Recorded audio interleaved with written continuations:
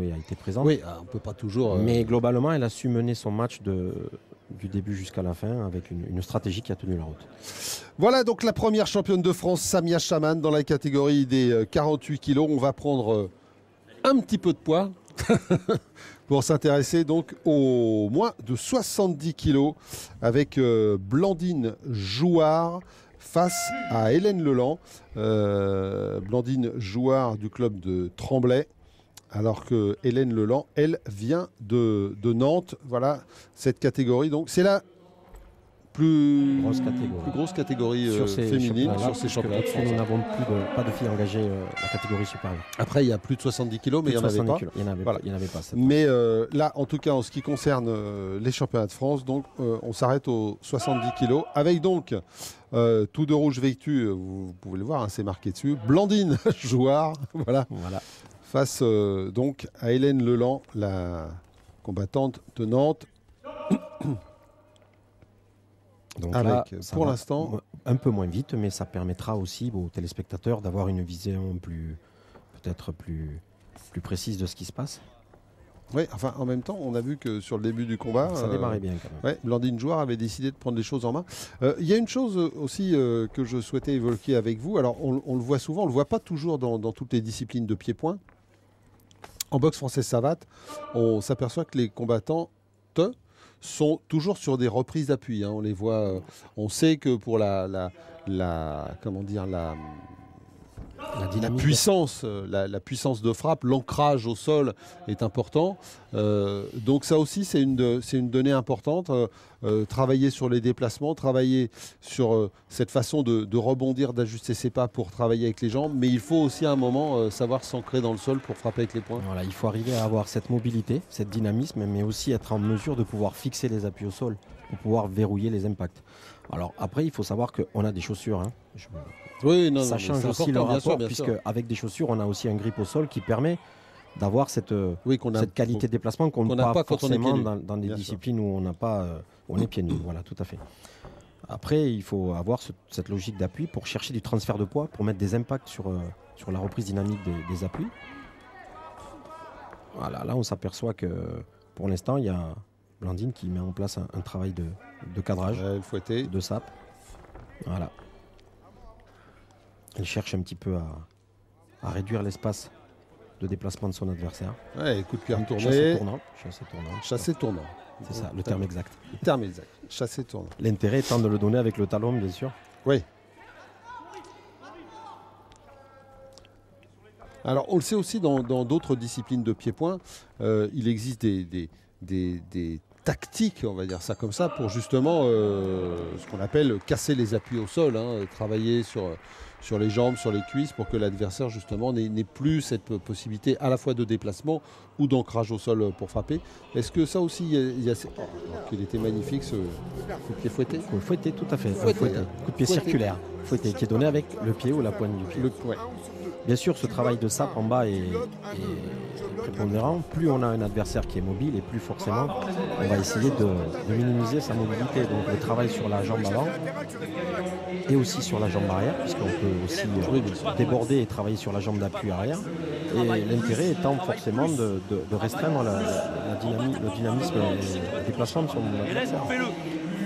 Et surtout, en plus, les jambes, plus elles sont lourdes, plus elles sont percutées, plus elles pèsent, moins... C'est bien là où je voulais vous emmener. Et forcément, petit à petit aussi, il y a un ascendant psychologique, il y a plein d'autres facteurs qui vont permettre les facilités, si on peut dire facilité, la capacité de l'adversaire à prendre l'avantage. Donc là, on a un travail qui, pour l'instant aussi, alterne un peu tous les niveaux de la part de Blandine. On voit bien qu'elle travaille en bas, en haut. Elle arrive à trouver des situations où son pied trouve le visage de son adversaire. Oui, enfin, on l'a vu même sur la première reprise. Elle l'a quand même mis en difficulté plusieurs fois. Alors déjà, on sent quand même Hélène moins dynamique sur ses appuis que Blandine. Alors ça peut avoir une incidence par rapport à la vitesse d'exécution aussi. Qui fait que si on est un petit peu moins dynamique en bas, les armes partent moins vite. Donc, c'est sûr qu'en termes de cadence, pour l'instant, Blandine Jouard a pris les choses en main. on a des Hélène fois Leland l'impression a que, du mal. Et encore une fois, elle a ouais. été touchée avec la droite, elle recule. Le crochet droit encore en sortie d'enchaînement. On voit que c'est travaillé. Il y a une recherche vraiment où on sent que les jambes sont là pour essayer d'amener des solutions pour que les mains derrière trouvent des axes de frappe.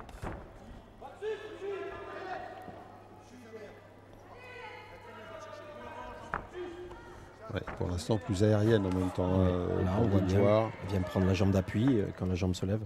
Bon coup d'œil. Hein. Voilà, travail sur la jambe. Voilà, sortie au corps. Voilà, oui, bien sûr. Le coup qui est arrivé poitrine, ça arrive des fois.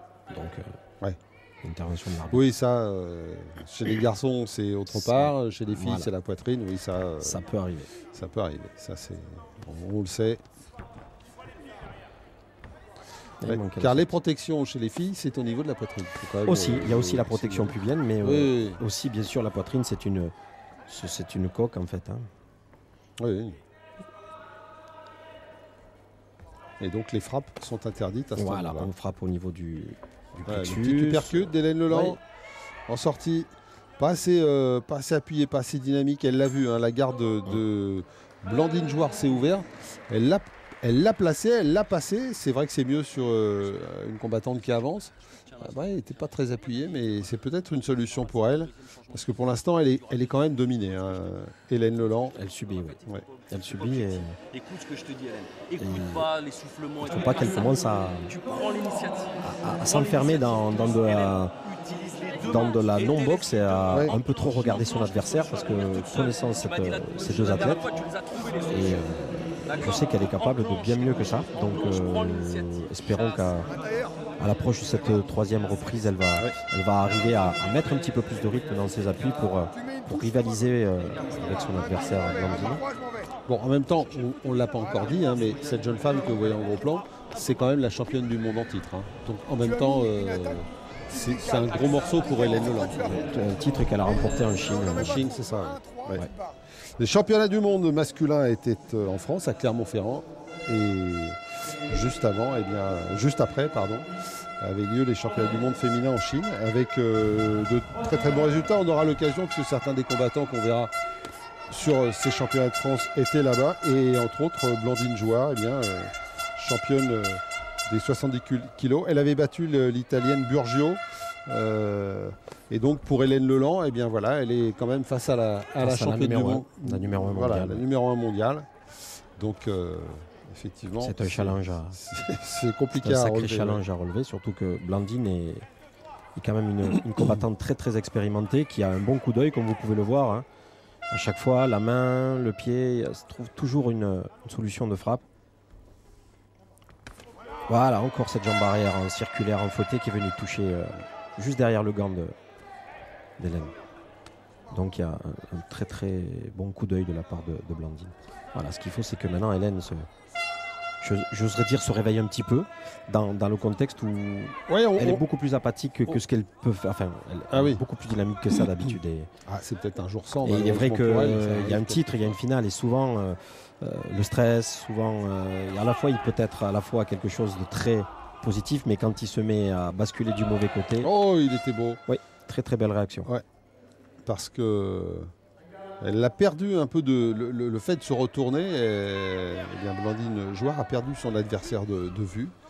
Et finalement, alors les deux femmes qui étaient dans la même demi-finale, parce que bien évidemment là on est avec des jeunes femmes qui sont en finale.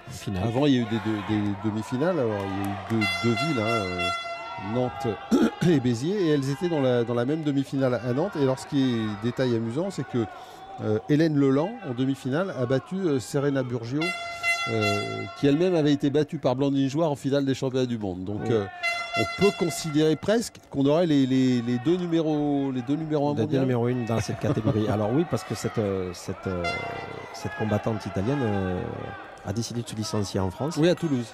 Voilà, pour pouvoir améliorer. Oui, tout à fait, oui, étant de Toulouse moi-même. Mais elle avait donc décidé de venir s'installer en France pour pouvoir perfectionner sa boxe, puisque elle a vraiment des intentions au plus haut niveau. Et il est vrai que la France en savate, c'est la nation numéro 1. Oui, ça, oui. Donc, la stratégie est pertinente et intelligente.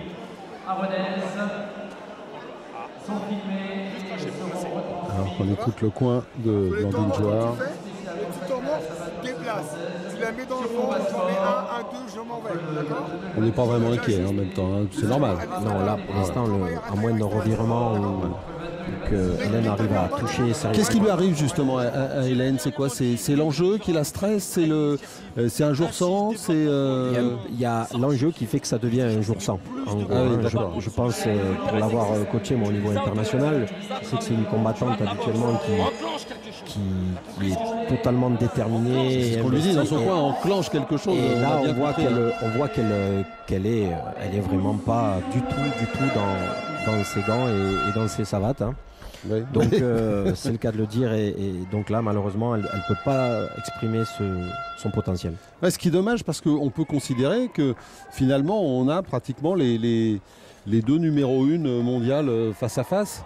Et on l'a vu dès le début, hein, dès les premiers échanges, on a vu tout de suite Blandine Jouard prendre les choses en main. Une pointe qui vient d'arriver en haut. Oui, ces pointes de pied sont... On ne s'aperçoit pas, mais c'est quelque chose de ça doit faire extrêmement douloureux. Ah oui, ça doit faire surtout si après on touche un centre nerveux comme le foie ou le plexus, c'est redoutable. Donc des fois c'est ça qui est perturbant aussi en savate, c'est cette alternance des fois des coups très puissants et des fois des coups très secs comme ça qui influent sur les changements de rythme. Voilà, on sent bien qu'elle essaye à déstabiliser, travailler les mains pour ressortir en jambe au corps. Ouais, puis sans solution, Hélène Leland, on le voit bien. Hein, ce qui permet encore plus à Blandine de trouver des solutions et de s'exprimer. Bien sûr, parce que forcément, si vous n'êtes pas dans le match, de fait, votre adversaire, lui... bien qu'elle n'ait pas besoin de ça. Non, mais... Blandine Jouard. Elle n'a pas besoin de ça, c'est sûr. À ce niveau-là, non. Toute son expérience est en train de s'exprimer là. Et on sent qu'elle est en maîtrise pour l'instant complète de ce match. Et on l'entendait dans le coin d'Hélène Leland. Son entraîneur lui disait vas-y, déclenche, fais-moi plaisir, fais quelque chose, essaye. Et on voit bien qu'elle est effectivement, comme vous le disiez, un peu tétanisée, un peu bloquée, un peu... Oui, les réactions sont vraiment que sporadiques, quoi. Et voilà, donc c'est... après la poitrine, c'est... là, ça arrive, ça. Voilà. Bon, ça, c'est accidentel parce que depuis le début, ça boxe très propre. On voit bien qu'il n'y a aucune intention de chercher à placer un coup interdit. C'est juste que des fois, le coup est dévié par la protection. Là, touché en haut. Sur un fouetté. Voilà, donc on aimerait et on est vraiment dans l'attente qu'Hélène réagisse. Ne serait-ce que pour elle-même déjà se dire... allez, au moins sur celle-ci. D'ailleurs, on l'a entendu, hein, sa petite réaction, c'est nul. Elle est consciente de ça, elle doit en être extrêmement déçue. C'est la spirale, c'est le trou noir après. Oui, le problème, il est que si on n'arrive pas à remonter la pente, c'est une forme de descente aux enfers et on le voit arriver, mais c'est comme si on était contraint et tiré vers le gouffre. Oui, et puis en plus, Blandine Jouard, ce qui est logique, ne va pas lui faciliter les choses. Hein. Pour l'instant, le match est en main. Elle maîtrise son adversaire. Guette le contre, chasse des déclenchements francs. Et là, je fais 2 minutes non-stop. Là, le dos mur, Hélène. Oui, on sent bien Karim, son entraîneur, qui essaye de la regonfler pour au moins sur cette ultime et dernière reprise montrer ce qu'elle sait faire, ne serait-ce que pour bien sûr se montrer à sa juste valeur. On va voir si... Oui, parce qu'on ne peut pas imaginer qu'une combattante de ce niveau n'ait pas, on va dire un petit peu trivialement, la boîte à outils pour s'en sortir. On est bien d'accord. Elle a ce qu'il faut dans son style et dans sa pratique pour pouvoir s'en sortir. Sauf que là, on sent bien qu'elle est un peu bloquée. Ouais, elle a une pièce du moteur qui défaille et voilà, et ce qui fait que voilà. Pour Et l'instant, pendant on ce n'a temps-là, pas eu Blandine encore. Jouard, Ouais, elle continue son travail. alterne très bien, hein. On l'a vu travailler sur tous les Petit plans, ligne retrait. haute, ligne basse, ligne médiane. On l'a vu travailler avec les points. Elle enchaîne entre les perturbe. points les jambes. Elle est dans son rythme, elle est dans son combat. Elle prend ses frappes, elle essaie Exactement. d'être de varier. Là encore. C'est arrivé triangulitale parce qu'elle a monté la jambe un petit peu. Le pied est passé sous la cuisse. Ouais. Donc là, elle est comptée de fait, puisque quand on s'arrête, dès qu'on s'arrête, il y a forcément un compte. Qui aura probablement peut-être un peu moins d'importance que qu'après, le compte. Voilà. C'est-à-dire que là, maintenant, dans la règle en savate, dès qu'on a compté, si c'est un coup irrégulier, l'arbitre demande une demande d'avertissement qui annule en fait le compte, puisque c'est issu d'un coup irrégulier. Mais c'est pour laisser le temps. Ça permet à celle qui a récupérer. subi l'action de récupérer. Voilà. Et à la fois de pénaliser, celle qui a porté le mauvais coup. Voilà, celle qui a porté Et le coup finalement, maintenant. ça s'égalise. Voilà, ça se neutralise en fait.